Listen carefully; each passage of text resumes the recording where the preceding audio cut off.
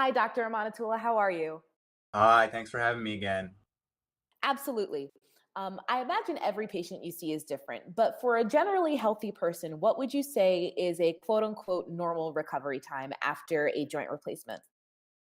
Yeah, I definitely agree. Every patient is a little bit different, but I would say for the average patient, most people follow a pretty standard recovery. And then also, patients' expectations differ, and that really changes based on who they've met, who their family members are, and who they may have had surgery, or their opinions about surgery.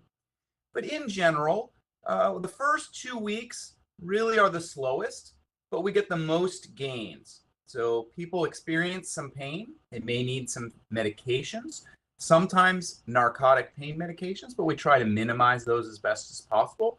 And then they should experience improvements day by day for the first 2 weeks or so. After that, recovery starts to slow down, meaning that we start to recover week by week. The incision is basically healed, and we're starting to slowly progress and get more motion and more activity. That can come with kind of a waxing and waning recovery, meaning the more I push it, the more it might hurt. But yet, the more I rest, the more stiff it might get because I'm not using it. So the patient is kind of their best therapist here as they begin to improve week by week out to about 6 weeks to 3 months. At about 6 weeks to 3 months, most patients will tell you they're about 70 to 80% better. But they still have some issues with maybe the terminal range of motion, maybe a little bit of swelling, maybe an occasional pain here or there with high level activity, or some fatigue with long distance ambulation. That slowly goes away over the course of the next 9 months, month by month, to the point that about 1 year, most patients are fully recovered from their surgery. So, in general, we talk about needing some help in the beginning, or at least someone to check on you, kind of feeling independent and ready to go back to work sometime between 4 weeks and 3 months, depending upon how active your work is. And then really not being fully recovered from any type of surgery on a major joint out to a full year. Wow. Okay. So the signs that a patient are fully recovered, you don't expect to see them until a full 12 months afterward. So you'll see lots of signs of recovery. My goals are pretty simple. My goals would be that the wound is healed and I can remove the sutures, if there are sutures, at 2 weeks. After that, that's the first checkup. I check the patients at 6 weeks. At 6 weeks, we want to say good functional recovery, basically getting ready to remove a gait aid or go down in a type of gait aid. We want to see range of motion, the knee to over 90 degrees, and that the leg goes completely straight. But how people recover and how much activity they need for recovery is all really different. So it follows these general guidelines. At 3 months, I definitely want to see the patients almost fully recovered at 70, 80, maybe even 90, some people even 100%. But there's no formal thing we look at other than how the patients feel, how their motion is, and how strong they are.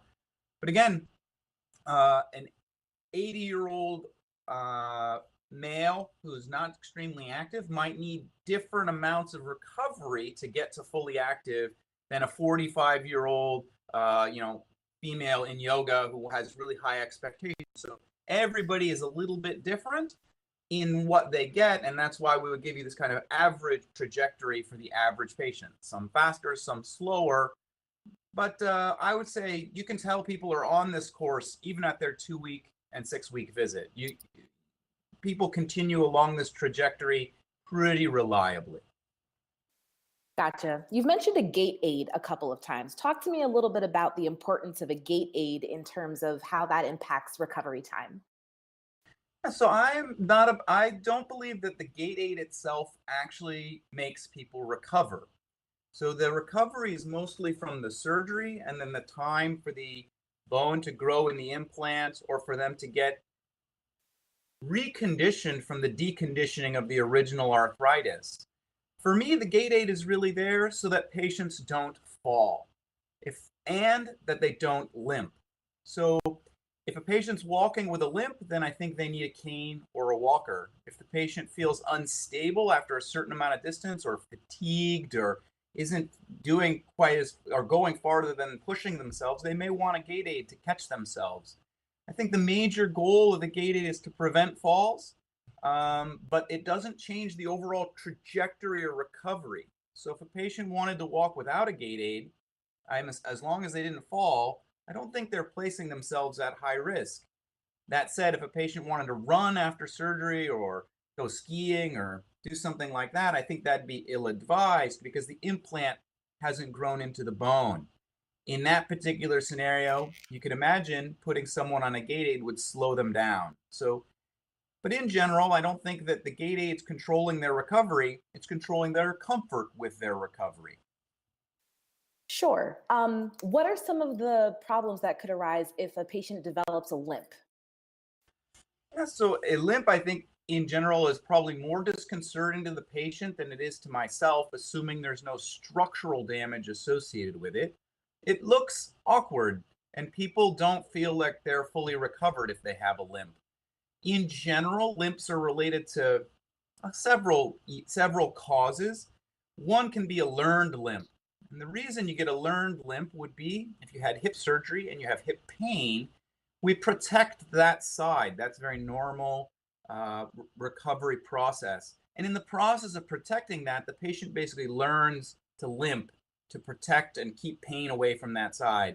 That can take some therapy to get rid of, but using a cane, as long as there's a limp, can help reduce that possibility. I don't think there's anything formally dangerous about a limp, even if it's from the other causes, not just weakness. It's just quite unsightly, and patients don't like it very much. For sure. In addition to some of the other things you've mentioned, what else can either severely elongate or reduce how long recovery takes? So people talk about prehabilitation. I'm not a huge fan of prehabilitation. I think that most patients, when they receive a cut, um, it's the injury from the cut that drives their recovery a lot more than how strong they were ahead of time. That said, a patient's condition ahead of time is really important. Say if a patient's wheelchair bound, it's going to take a long time to walk because of the deconditioning from being in the wheelchair. That said, if a patient is up and ambulatory and participating in yoga or sport, their recovery is probably a little bit faster. But I don't really believe you can take a person in a wheelchair and rehab them all the way to the person who's doing high level sport. So that's why I don't think we see a huge difference with prehabilitation or rehabilitation before surgery. The other thing that can change recovery is medical problems. So the more medical problems, the more issues we could have with surgery that could complicate surgery. So in general, healthy, active patients will go the fastest, while debilitated patients and patients with multiple medical issues can take the longest and may need to go into a rehabilitation center in order to get strong enough and conditioned enough even to do general activities of daily living.